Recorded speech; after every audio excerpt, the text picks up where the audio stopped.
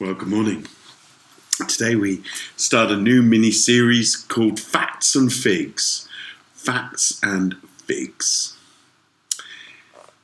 Shawshank Redemption is a powerful movie set in an American jail in the 1940s to 1960s. One of the key characters is a chap called Andy, and he is sent to solitary confinement for playing a record of Mozart to the other prisoners on the warden's loudspeakers. On his release, he sits with his friend Red, and Red asks how he managed to survive in solitary confinement for such a long stretch.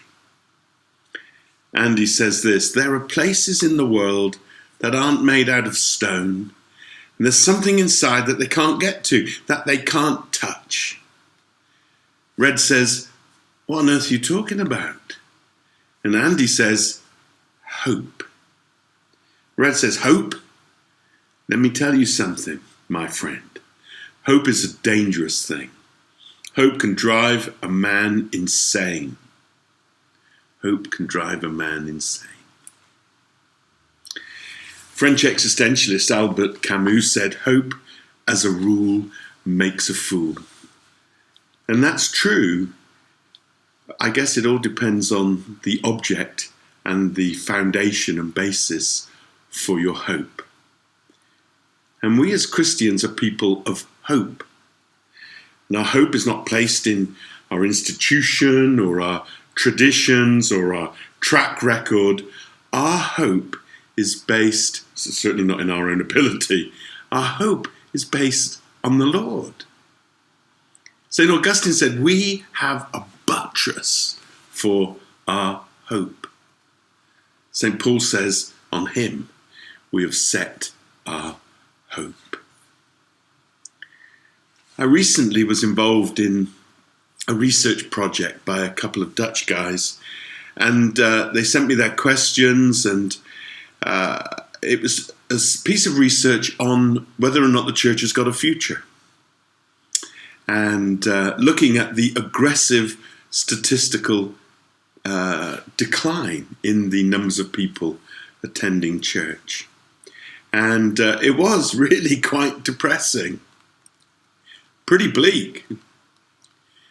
But I ended my response to them in my piece of research for them saying this: as a priest, as a minister, as a Christian, though things look bleak, I have hope. I believe that the best days are not behind us, but that they're in front of us. I said I believed in the Holy Spirit, and he hasn't left us. Ichabod, the glory has departed, is not written over us.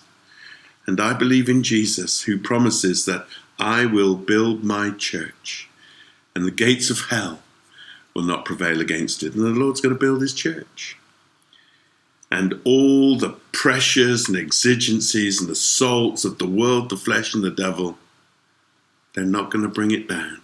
He is building his church, and he is perfecting his bride and beautifying her, ready for his return. There's a parable called the parable of the fig tree, hence our series title, Facts and Figs. It's in Luke 13, verse 6 to 8. And in it, the owner comes and says, "Look, there are no figs on the fig tree. Cut it down." And the gardener says, "No, give it one more year. Let's dig around it. Let's water it. Let's fertilize it. Let's protect it from bugs. Let's look after it. Let's invest in it. And then let's see if there are figs. If there are no figs, then okay, let's cut it down. But let's invest in it so that we can bring out the best in it so that there can be figs." The parable, I think, represented the people of Israel where there were no figs. But the Lord hadn't given up and said, "No, we'll give it one more year and invest in it." But in many respects, the church may look like that fig tree at the moment, the church in the UK and the church in Europe. For some years, we've little fruit to show. There are few figs on the tree. Every town has its former church buildings, once pulsating with Christian vitality, that have now been turned into carpet warehouses or cocktail bars or studio flats. And in this COVID lockdown time, the longer it goes on, the more those who were regular members are not going to be regular members, I fear. We're seeing an aggressive decline in church attendance over the last few years. We don't know what it's going to look like when we come out of COVID. Since the 1960s, the number of people in the United Kingdom who declare themselves as having no religion has gone up from 3% to over 50% of our population. How about that? When I was born, 3% of people in Britain said they had no religion. Now, over 50%. My own denomination that I love, the Church of England, her membership has halved in the last 20 years. Halved attendance in church.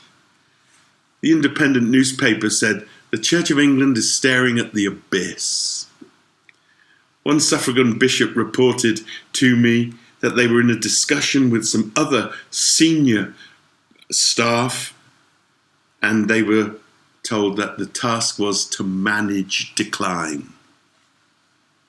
Manage decline. In other words, preside over the dying of the fig tree. Another friend recently heard a bishop say, "We're about to go over the edge of a cliff." And statistics may suggest that. Aggressive decline that is accelerating. Damien Thompson of The Spectator prophesies that the church will be extinct in the United Kingdom by 2067. He says mainstream denominations led by middle managers who are frightened of their own shadows run up the white flag long before the enemy comes down over the hills. We're seeing a dramatic decline in every mainline denomination.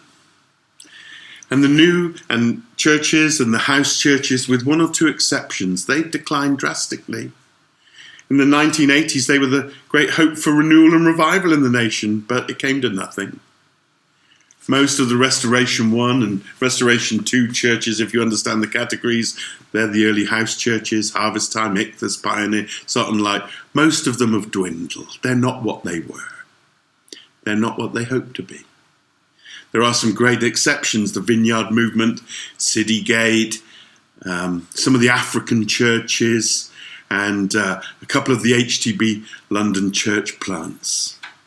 But COVID has disrupted and shattered church life as we knew it. Well, this is miserable, isn't it? This isn't really what you wanted to hear when you woke up in the morning for the thought for the day. So how do we respond? Here's the thing. We got to look at the tree and we got to recognize that there's no figs on the tree. Look at the facts and see there are no figs. But we're the people of hope. We're not going to cut it down. We're not going to abandon it. We're not going to give up on it. We're going to dig around it. We're going to water it. We're going to fertilize it. We're going to invest in it. Because next year we're coming back and we're seeing the figs. We worship a God of hope. We're an Easter people. We're a Pentecost people. We believe in the Holy Spirit, and it ain't over till that fat angel sings. Despite all the difficulties, the church is here to stay. Jesus says, "I will build my church." I love that brilliant Catholic apologist of an earlier generation, G.K. Chesterton.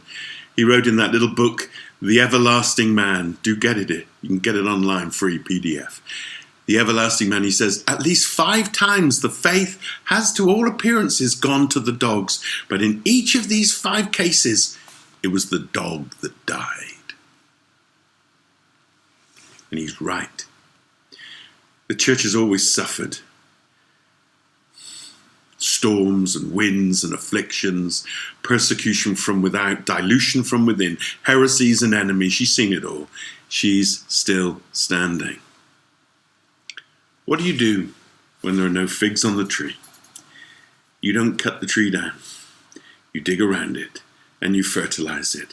The church at the moment, the Church of England, the church in England, we're in a bit of trouble. And there are few figs. The facts show there are few figs.